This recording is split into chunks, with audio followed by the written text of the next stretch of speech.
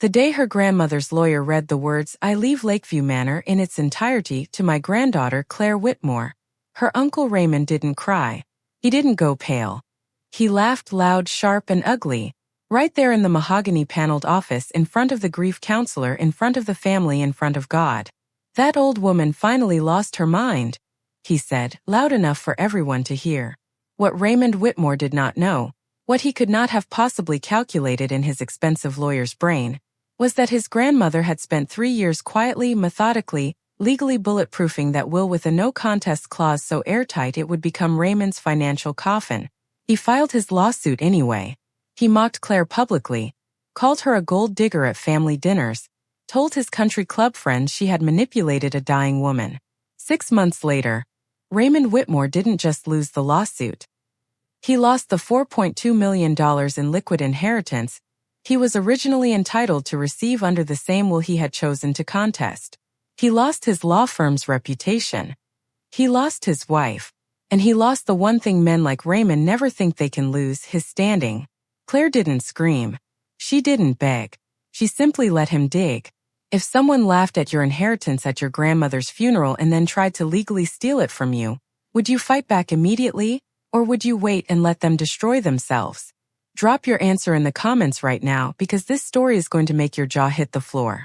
Don't forget to like this video and subscribe before we start, because you do not want to miss a single second of what happens next. To understand what Raymond Whitmore lost, you have to understand what Claire Whitmore built, and what she survived. Claire grew up in Millhaven, a small lakeside town in upstate New York, in a world that was always split down the middle. On one side of the family was Raymond, her father's older brother, who had inherited their grandfather's legal mind, gone to Yale Law, married into Connecticut old money, and spent 30 years making sure every room he walked into understood that he was the most important person in it. On the other side was Claire's father, Daniel Whitmore, the younger son who had chosen art over law, love over legacy, and had paid for it in the quiet, relentless currency of family disapproval. Claire's parents had been happy, genuinely, simply happy, in a rented house with a vegetable garden and a second-hand piano that her mother played on Sunday mornings. They were not rich. They were not impressive by Raymond's standards, and Raymond made sure they knew it. Claire remembered the Thanksgiving when she was 9 years old, sitting at the long oak table in her grandmother's house. Lakeview Manor itself, the historic 1920s lakefront estate with its wraparound porch, its 6 bedrooms, its stone fireplace that could warm the entire ground floor, its private dock where the morning light came in low and golden across the water. She remembered Raymond leaning back in his chair at the head of the table, always the head even in someone else's house, and saying to her father loudly enough for the children to hear, "Danny, when are you going to grow up and give that girl a real future?" Her father had smiled quietly and said nothing. Her mother had pressed Claire's hand under the table. Her grandmother, Eleanor Whitmore, had heard. Eleanor always heard everything. She was 72 that Thanksgiving, still sharp, still upright, still possessed of a gaze that could silence a room without a word. She had looked at Raymond across the turkey and the crystal and the silver candlesticks and said simply, "Raymond, pass the cranberry sauce." And Raymond had, because even he was not immune to Eleanor Whitmore when she used that voice. Eleanor Whitmore had built Lakeview Manor into something beyond real estate. It had been in the family since 1924, constructed by Claire's great-great-grandfather, a civil engineer who had bought the land for $1,200 and built the house with his own crew over 3 summers. The house had survived the Depression, 2 world wars, 3 generations of Whitmore marriages, and 1 catastrophic flood in 1987 that Eleanor herself had managed by hiring every contractor in a 40-mile radius and personally supervising the restoration while 8 months pregnant with her youngest child. The house was worth, by current market appraisal, $3.8 million. But its meaning to Eleanor was not financial. It was historical. It was personal. It was the place where every Whitmore had come home. Raymond had coveted it for 20 years. He didn't love the house. He loved what it represented: old money, old name, old prestige. He had mentioned at various family gatherings over various decades that he intended to take care of the estate when Eleanor was gone. He said it the way powerful men say things they consider already settled. He had even at one point approached Eleanor directly, over coffee in her kitchen, in a conversation Claire only learned about years later, and suggested that Eleanor draft a deed of transfer while she was still alive, to avoid the complications of probate. Eleanor had poured him a second cup of coffee and changed the subject. What Raymond did not know was that Eleanor had already made her decision. She had made it the summer Claire was 26. The summer Claire's father Daniel died of a sudden cardiac event while pruning the rose bushes in his backyard. He was 53 years old. Claire had been the one to find him. She had been the one to call 911. She had been the one to sit with her mother in the hospital waiting room for 4 hours before a doctor came through the doors with his hands clasped and his eyes down. Eleanor had driven 3 hours to be with them that night. She had arrived at midnight, still in her day clothes, with a casserole she had made and frozen the previous week for no particular reason, and she had sat in Claire's mother's kitchen until 3 in the morning without saying very much at all, just being there. The way Eleanor was always there. After Daniel died, it was Eleanor who quietly paid off the remainder of Claire's parents' mortgage. Not loudly, not with conditions, just a phone call to the bank and then a note in the mail to Claire's mother that said, "The house is yours. Stay as long as you like. Love, Mom." It was Eleanor who called Claire every Sunday for the next 2 years without fail. It was Eleanor who flew to Chicago when Claire got her master's degree in architecture, and sat in the third row in her good blue coat, and cried in a way that Eleanor Whitmore almost never cried. And it was Eleanor, 3 years before her death, who sat down with her attorney, a meticulous gray-haired woman named Patricia O'Say who had been practicing estate law in Albany for 31 years, and dictated the terms of her final will with the precision of someone who had thought about it for a very long time. The will was clean, detailed, and legally formidable. Eleanor left Raymond $4.2 million in liquid assets, stocks, bonds, and 2 brokerage accounts, a sum that represented decades of careful investment and was, by any reasonable measure, an extraordinary inheritance. She left other family members smaller, specific bequests: jewelry to cousins, a vintage car to a nephew, endowments to 2 local charities. And she left Lakeview Manor, the house, the dock, the 2-acre property, the historic designation, and all of its contents, to Claire. The no contest clause was drafted by Patricia O'Say with surgical precision. It stated in plain language that any beneficiary who challenged the validity of the will, in whole or in part, through any legal proceeding, would automatically forfeit their entire inheritance. Not a portion. All of it. Eleanor signed the will in the presence of 3 witnesses, a notary, and her attorney. She then had Patricia O'Say draft a separate memorandum, a sealed letter to be opened only in the event of a legal challenge, that documented Eleanor's mental competency evaluations from 3 separate physicians over the preceding 18 months, her own handwritten explanation of each bequest and the reasoning behind it, and a signed statement confirming she had made her decisions independently, without coercion, and in full possession of her faculties. Eleanor Whitmore had not been a woman who left things to chance. She died on a Tuesday morning in October, in her own bedroom at Lakeview Manor, with the lake visible through the window and Claire sitting beside her. She had been 91 years old. She had been, until the very final weeks, completely lucid. Claire had held her hand. Eleanor had looked at the water for a long time, and then she had looked at Claire and she had said, "Don't let anyone take the house." And then she had closed her eyes. Claire had nodded. She had not said anything because there was nothing adequate to say. The will reading was scheduled for 11 days after Eleanor's death, in the offices of O'Say and Partners in Albany. The room was formal dark wood, tall windows, a rectangular table that seated 12. Raymond arrived with his wife Constance, a thin-lipped woman in a Burberry coat, and his personal attorney, a man named Greg Halloran who billed at $650 an hour and had a reputation for aggressive estate litigation. Raymond was wearing a charcoal suit and a Patek Philippe Calatrava that caught the light when he gestured, which he did frequently. Claire arrived with her mother and said nothing to Raymond except hello. He did not look at her directly. He was performing for the room, expansive, confident, already slightly condescending in the way he asked the receptionist for water, in the way he held the chair for Constance with slightly too much ceremony. Patricia O'Say read the will without preamble. She was not a dramatic woman. She read it the way she had drafted it, precisely, clearly, without decoration. When she reached the bequest of Lakeview Manor to Claire, Raymond's reaction was not subtle. He laughed. It came out sharp and sudden like a sound effect, a single short bark of disbelief, And then he caught himself and turned it into something uglier. A slow, dismissive head shake, a smile that had nothing warm in it. "That's not right," he said.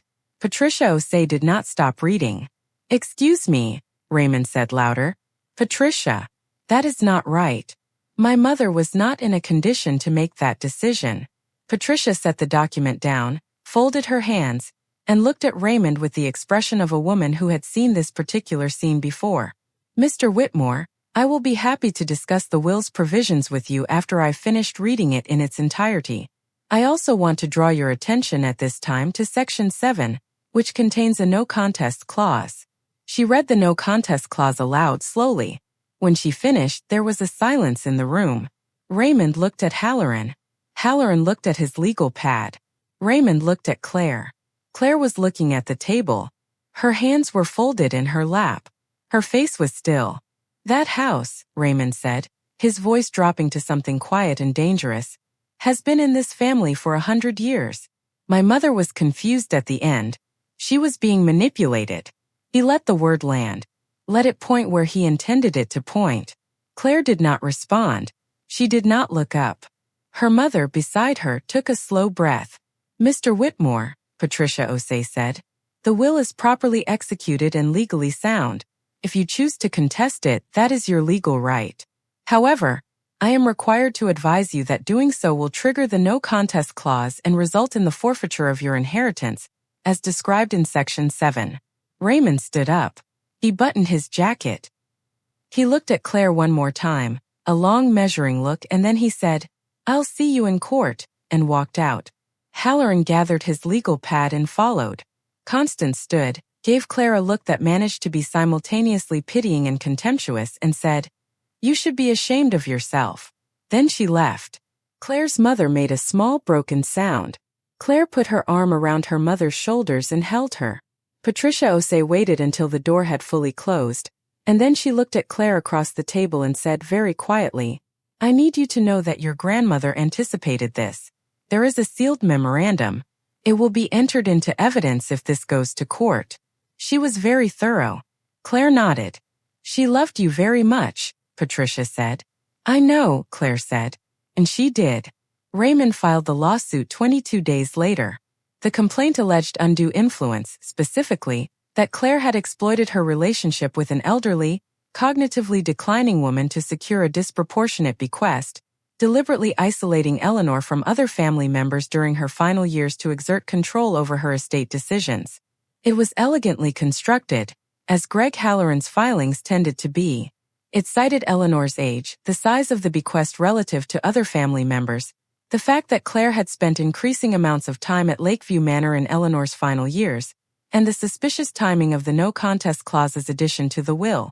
Raymond gave an interview to a local Albany lifestyle blog, the kind of publication that covered charity galas and historic preservation disputes, in which he described the situation as a heartbreaking example of elder financial abuse, and expressed his intention to protect his mother's legacy and the family home.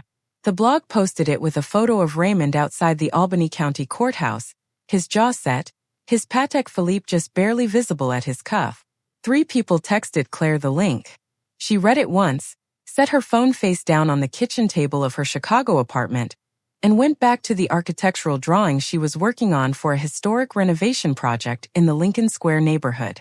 She had a deadline. What she was not doing, what she appeared to anyone watching to not be doing, was panicking. What she was actually doing was already 3 steps ahead. She had called Patricia O'Say the morning after the will reading, before Raymond's attorneys had even begun drafting the complaint. "He's going to file," Claire had said. "Tell me exactly what we need." Patricia had told her. And then Patricia had done something she rarely did, which was to say, unprompted, "Miss Whitmore, I want you to understand, your grandmother built this case before she died. Our job is simply not to make mistakes. The law is on your side." "I understand," Claire had said. "I just want to make sure we document everything." "We already have," Patricia had said. Eleanor made sure of that. What Claire discovered in the weeks after the lawsuit was filed was not a single dramatic revelation, not a secret document found in a drawer, not an overheard phone call. It was more methodical and, in its own way, more devastating than any single moment of discovery. It was the slow accumulation of understanding exactly who Raymond Whitmore was and what he had believed he was entitled to for his entire life.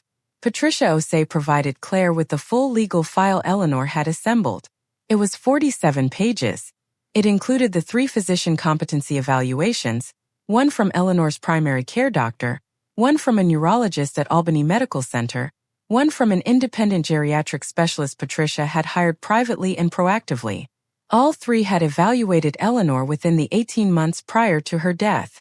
All 3 had found her to be fully competent, cognitively intact, and capable of making independent legal decisions. The neurologist's report noted, almost as a sidebar, that Eleanor had displayed above-average recall and exceptional clarity of communication for a woman of her age. It included Eleanor's own handwritten letter, 12 pages in Eleanor's small, precise cursive, explaining each bequest individually.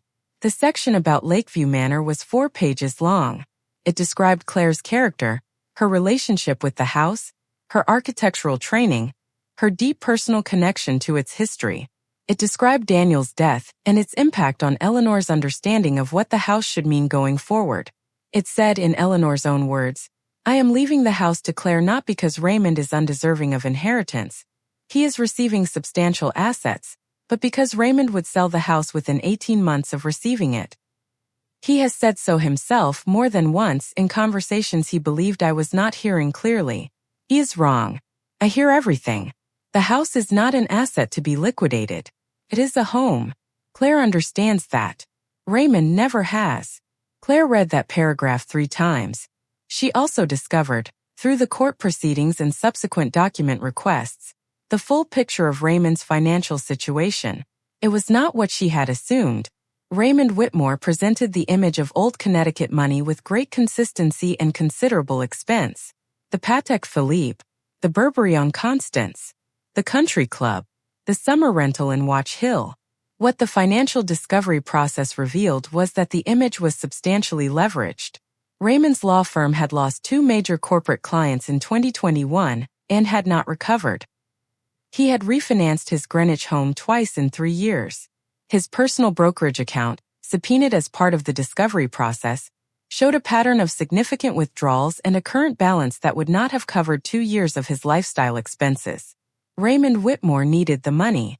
More specifically, as Claire now understood with crystalline clarity, Raymond Whitmore had always believed the house was his, had built his financial projections around the assumption that he would receive it, and had calculated the $4.2 million liquid inheritance as a secondary bonus rather than a primary bequest.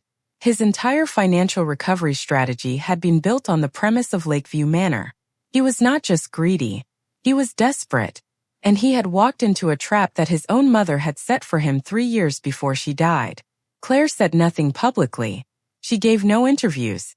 When mutual family members, cousins and aunt, a family friend from Millhaven, reached out to check in, she was warm, brief, and shared nothing. She said the matter was in the courts and she had full confidence in the process. She said she missed Eleanor. She asked after their children. She was, to all external appearances, a 34-year-old woman quietly grieving her grandmother while her uncle pursued a legal case she seemed unprepared to fight. Raymond's attorney Halloran, in the early depositions, was smooth and aggressive. He tried several angles. He pressed Claire about the amount of time she had spent at Lakeview Manor in Eleanor's final years, implying without stating directly that the frequency of Claire's visits was evidence of manipulation. Claire answered each question in plain, precise sentences. Yes, she had visited often. Her grandmother had enjoyed her company. They had worked together on a small restoration project on the east wing of the house. No, she had not discouraged Eleanor from seeing other family members. Raymond had been invited to Eleanor's 89th birthday dinner. He had sent a card. That last answer produced a brief, visible reaction from Halloran. He had not expected her to have the date ready.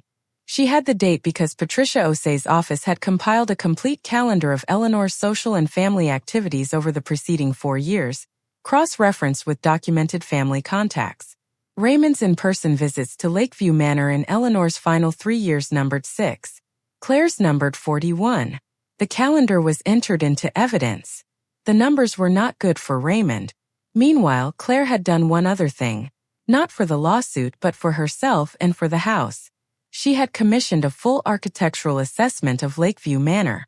She had done it properly, through her firm's professional network, with a licensed historic preservation architect named Dr. Marcus Webb, who specialized in early 20th century lakefront residential structures. Dr. Webb had spent 2 days at the property and produced a 40-page report that documented the house's historical significance, its structural integrity, its architectural features of note, and in his professional opinion, its eligibility for listing on the National Register of Historic Places. Claire had then filed the application, not because it would affect the lawsuit, it wouldn't, not directly, but because Eleanor had asked her not to let anyone take the house, and the best way to ensure no future challenge could threaten it was to make the house itself a legal landmark. Once listed, any significant alteration or sale would require additional review processes that would complicate future disposal of the property significantly. She had done it quietly in the background, while Halloran's team filed motions and Raymond gave a second interview to a regional news outlet calling the case a matter of family justice.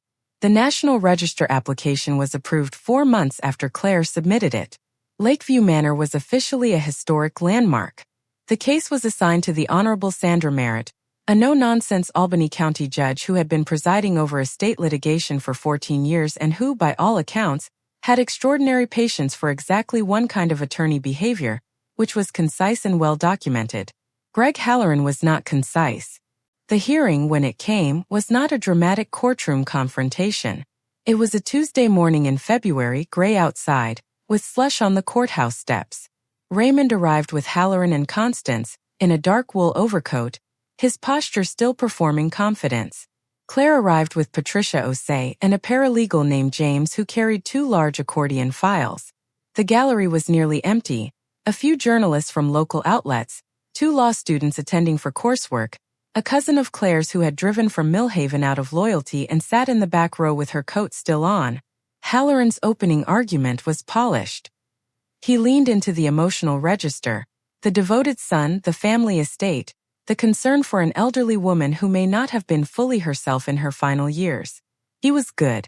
Claire watched him from the plaintiff's table and thought, he's good, but he doesn't have the documents we have.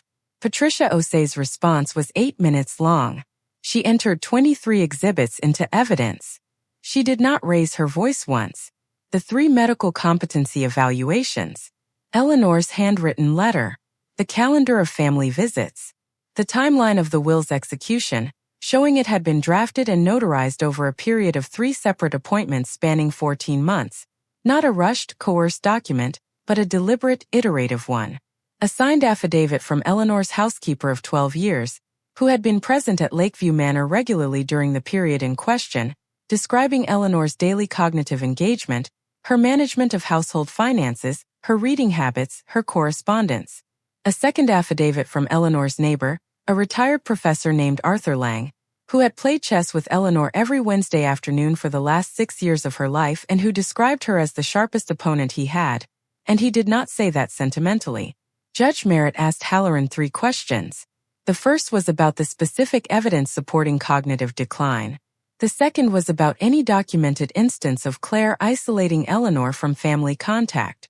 The third was about the no contest clause and whether Halloran's client had received independent legal counsel before filing the lawsuit. The answers to all 3 questions were, for Raymond's case, insufficient. Judge Merritt did not take long. The will of Eleanor and Whitmore, she said, is properly executed, legally sound, and reflects the clearly documented and competent wishes of the decedent. The plaintiff has not provided credible evidence of undue influence, cognitive incapacity, or procedural defect. The no contest clause, as written, is enforceable under New York state law. The lawsuit filed by Raymond Daniel Whitmore against the estate of Eleanor and Whitmore is hereby dismissed. She set down her pen. Furthermore, she said, and her voice did not change in register, but something in it sharpened, pursuant to Section 7 of the will, the plaintiff's filing of this action constitutes a contest of the will's provisions, triggering the no contest clause. The plaintiff's inheritance of $4.2 million in liquid assets, as described in the will, is hereby forfeited in its entirety.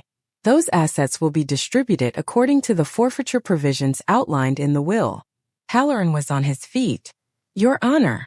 Mr. Halloran, Judge Merritt said. The clause was read aloud to your client at the time of the will reading by the estate's attorney. It is clearly written in the document your client signed an acknowledgement of receiving. The court finds no grounds for exception. The ruling stands. The room was quiet. Claire was looking at the table in front of her. She was very still. She heard from across the room a sound she could not quite categorize, something between a breath and a word, something Raymond had started to say and then stopped. She did not look at him. She had decided some months ago that she would not look at him when it happened. What followed was not a single catastrophic event. It was a series of them, arriving in the weeks and months after the ruling with the steady, inexorable rhythm of consequences long set in motion. Raymond's legal fees for the case totaled $387,000. Halloran's firm had been billing continuously for 7 months.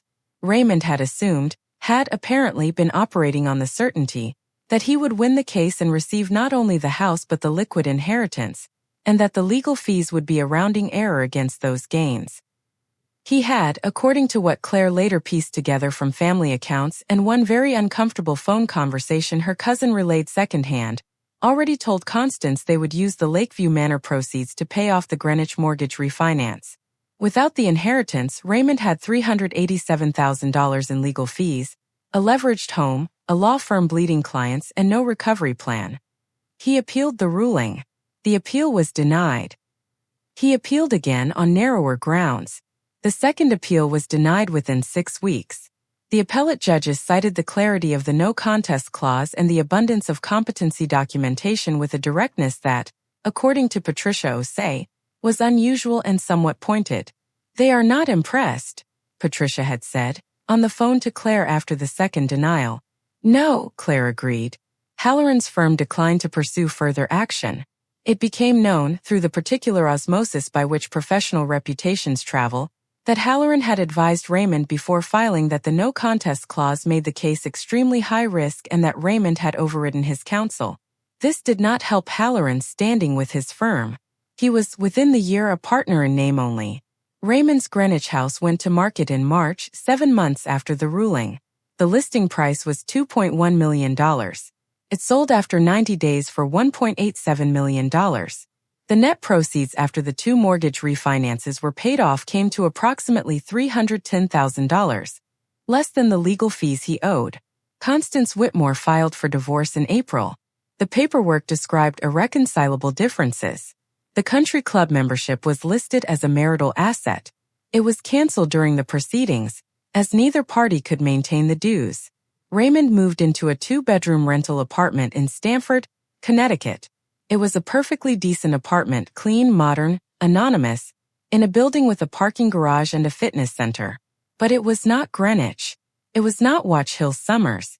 It was not a name on a country club roster or a Patek Philippe that caught the light. It was a man in his late 60s in a Stamford rental, eating takeout alone, with a law firm that was downsizing, a marriage that was over, and $4.2 million that had existed for 11 days on paper before he had laughed in a lawyer's office and made the decision that cost him everything.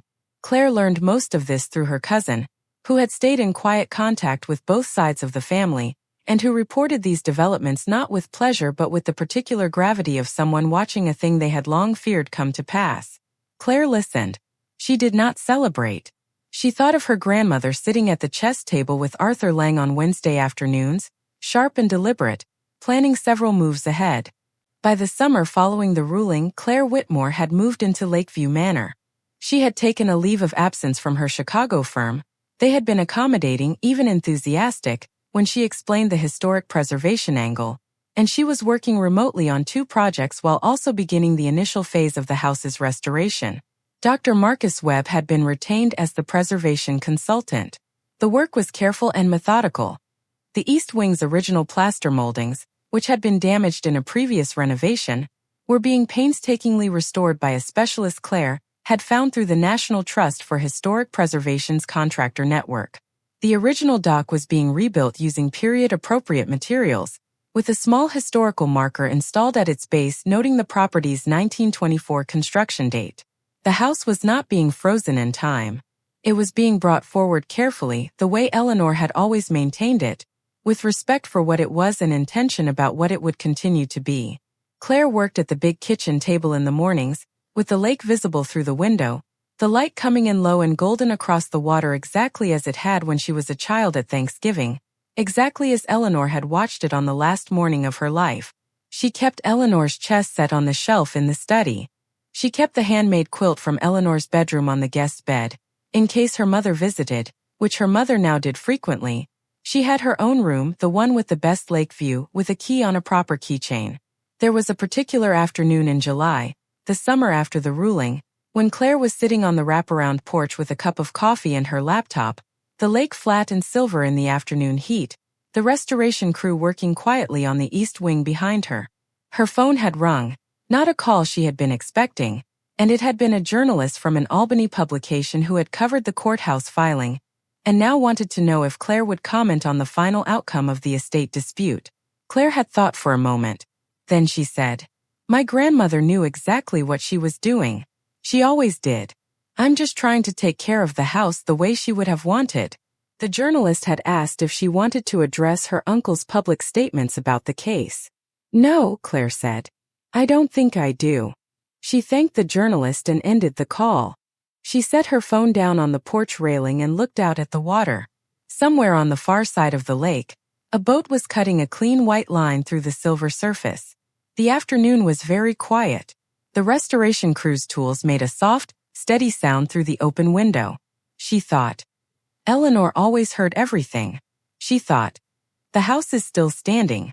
She picked up her coffee, opened her laptop and went back to work. Raymond Whitmore did not disappear. Men like Raymond rarely do. They reconfigure, they reposition, they find smaller rooms to be important in. He picked up a part-time consulting arrangement with a mid-sized Stanford firm, doing regulatory review work that was competent if unremarkable. He was seen by someone who told Claire's cousin, at a diner on a Wednesday morning, in a good coat that was slightly too heavy for the season, eating eggs alone at a corner table with a folded newspaper. He was not disheveled. He was not broken in any visible way. He simply looked like a man who had miscalculated the distance between where he was and where he believed he was going, and had not yet found a way to talk about it. Constance had remarried within the year, a retired investment banker from Darien who had a house on the water and did not need to perform for any room. She seemed, from the sparse social media presence her stepchildren maintained, genuinely content. She had not contacted Claire. Halloran had left his firm and opened a small solo practice in Hartford. His professional rating had dropped. These things travel. The $4.2 million Raymond had forfeited was redistributed per Eleanor's forfeiture instructions. A fact Patricia O'Say had handled with complete professionalism and zero editorializing. A significant portion went to the two charities Eleanor had already designated.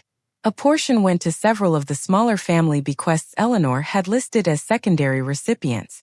It was gone cleanly, thoroughly, irrevocably, exactly as Eleanor had intended if the clause was ever triggered. Not $1 of it went to Raymond. On the first anniversary of Eleanor's death, Claire drove the 2 hours from Lakeview Manor to the small cemetery in Millhaven where Eleanor was buried, beside her husband and beside Claire's father Daniel. She brought flowers, not formal, florist-arranged flowers, but a loose bunch of late-season sunflowers she had cut from the garden at Lakeview Manor, the garden Eleanor had maintained for 40 years. She stood at the grave for a long time without saying anything in particular. Then she said quietly, "I kept the house." The wind off the distant lake moved through the cemetery's old maple trees. The light was October thin and clear. She thought of Raymond's laugh in the lawyer's office. She thought of Eleanor's voice saying past the cranberry sauce with that particular quiet authority. She thought of her father pruning his rose bushes, of her mother pressing her hand under the table, of 41 visits against 6, of 12 pages in Eleanor's small precise cursive, of Arthur Lang playing chess every Wednesday afternoon and calling Eleanor the sharpest opponent he had ever had. She thought. She built all of this before she died. She thought. She knew exactly what she was doing.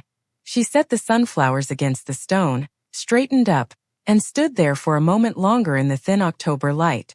Then she walked back to her car and drove home to the lake. The house was still standing. The dock was newly rebuilt, with a small historical marker at its base. The east wing's plaster moldings had been completed the previous week, and they were extraordinary, every original detail recovered, clean and precise, exactly as they had been in 1924. Dr. Webb had come to review the work and had been visibly moved. "You don't see this kind of restoration anymore," he had said. "Most people don't have the patience." "She taught me patience," Claire had said. That evening, Claire sat on the porch as the sun went down over the lake, the water going from silver to gold to a deep burning copper, the kind of sunset that only happens in October, that only happens over water. She had a glass of wine in her laptop and 2 deadlines and a restoration schedule for the spring. She had her mother's number in her phone and a Wednesday standing call with Patricia Osei that had become, over the past year, something that felt almost like friendship. She had 41 visits worth of memories in every room of a house that was now legally, historically, irrevocably hers. Raymond Whitmore had laughed in a lawyer's office and believed, the way he had always believed, that certainty and entitlement were the same thing.